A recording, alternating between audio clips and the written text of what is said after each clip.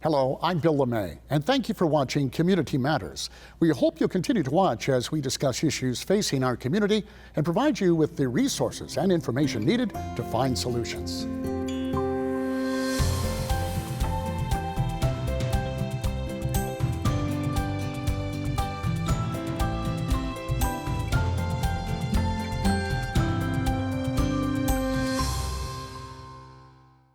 Two very alarming statistics. More than 22 veterans a day are lost to suicide, which is now the leading cause of death in the military, surpassing even war. Around 1,300 pit bulls are killed every day in shelters. One woman saw these numbers and realized there was a way to help both of these populations. I'm joined by Sara Ondrako, founder and CEO of the American Pit Bull Foundation. And Sara, welcome. Thank you so much. Well, pit bulls, I'm going to say this because you know it's true. That's They've been typically the stigmatized, and it's interesting how it seems the media sometimes, with stories, can stigmatize a species. And in this case, pit bulls, I guess, are up now. Why in the world would you start a Rescue Pit Bull Foundation? Well, to be perfectly honest, because they are one of the most misaligned dogs out there. I mean, these are fantastic family dogs. They're great with kids, naturally. Of course, all dogs are individual and have their individual personalities, but as a breed class in general, they're fantastic with people. And they've been so misrepresented that they've now become the most abused, abandoned, and neglected breed class out there. So naturally, my heart drifts towards pit bull type dogs because they really are the underdog, unfortunately, and that's costing them their lives. Yes, it's interesting. You go to the websites for those who like to rescue animals, and you'll see that they are the majority of animals that are listed in humane shelters across the country. And then you have veterans. Yes. And somehow you've combined the two. Now, 22 veterans a day dying at their own hands is just a tragic statistic. What went off in your head? What light bulb went off and said, hey, I got pit bulls, I got veterans, I think I can do something about it?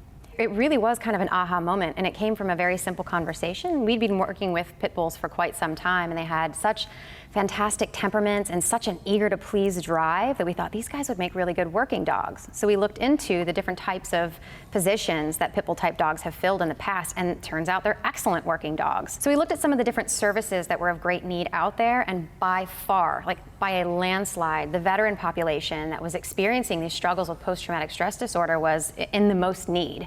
And it was such a startling difference from other services that dogs provide out there. We thought, wow, this could be a really good fit.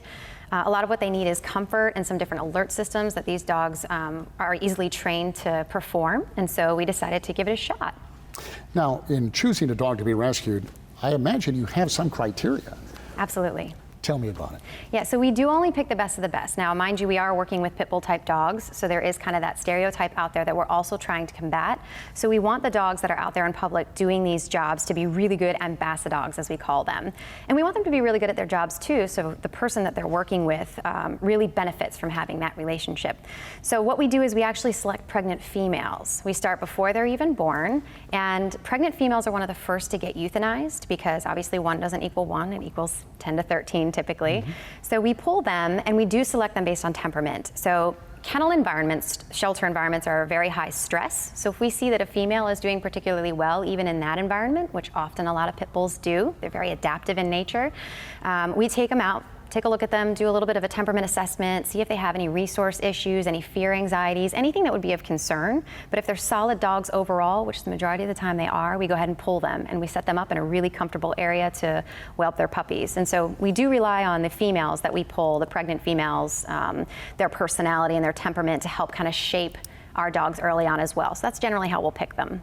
Now, what's the process? How do you train an animal to become a partner really with a veteran who's suffering from mental illness? Well, it starts with the dogs. So when the puppies are about day 3 of age, we do some neurosensory techniques with them to kind of help set them up for their responsiveness to their environmental stimuli when they're older down the road. So different things that might get thrown at them, different actions, lots of noises, traveling on airplanes, things like that. So the techniques that we use when they're newborns kind of help set their reactivity up for that later on in life.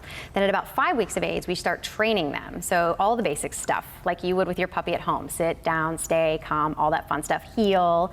And then as they develop and grow through the different phases, we decide which ones we think have the natural work ethic and the natural drive to want to do service work. And those are where we start to weed out our dogs that we specifically focus on for training. And it's about an 18-month process, so we have a lot of time to where we work so closely with these puppies one-on-one that we know their personalities in and out, and we know which ones are going to do really well and which ones would be better suited for something like therapy work or just even being a really good companion. Well, she's a beautiful animal. Thank you. She's got her working dog vest on. And of course, everyone here wants to pet, and that's the first thing you said, don't pet, don't pet. So tell me a little bit about that. What's a normal day for a working dog to get them ready for whomever? I know I always feel bad when I'm like, don't touch her. I'm like, oh, okay. I'm not nervous. It's okay. You don't have to alert me. She thinks she's practicing. So normal day for most of our working dogs is actually out in public because we want them to come and go with the general population as if they're not even there. It's just their everyday norm. You know, most dogs are in the household until you come home and then you go out and walk them, maybe to the park, but their normal life is everywhere that their person's life is. So whether it's to doctor's visits, to the grocery store, to restaurants. So that's primarily where I work and train most of the dogs. We do group classes together, so we do safe socialization so that they're still friendly and they still develop good social manners and skills. But for the most part, all of their work is done in public. How do you match, for instance, this dog with a veteran?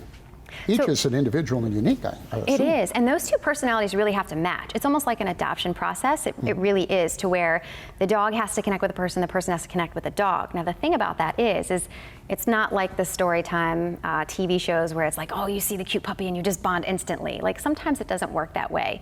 But we take the skill set that the dog has, the things that they're particularly good at, and then we look at what the veterans that are applying need, and we try to match those two things together as best as possible. So it's really putting the two personalities together. Is the person really active, or are they kind of more inactive? Is the dog active? Is the dog a little more of a couch potato? You know, those kind of things. So what does the family environment look like? What other types of animals are in the household?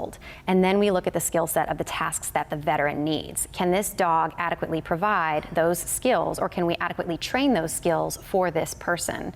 So for example, somebody might have mobility issues, and Scotty, she's a decent sized dog, but she's kind of a leggy, dainty little beast. So she might not be our best mobility dog because she might not have that strong, sturdy hold to push like a big man up off of the floor. So we might pick one of our thicker dogs that we teach to brace and hold to be able to provide those mobility benefits.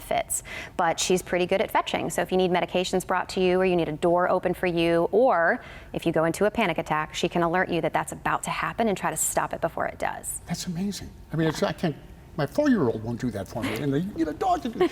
No, when we come back, and we got so much to talk about because there's so much that goes into this, and I want to get into the results you've seen and what kind of impact it has on veterans, but also I know there's cost and volunteers. There's so much out there. So, folks, we'll learn about Operation Sidekick and how it's improved the lives of veterans when we come back. So don't go anywhere.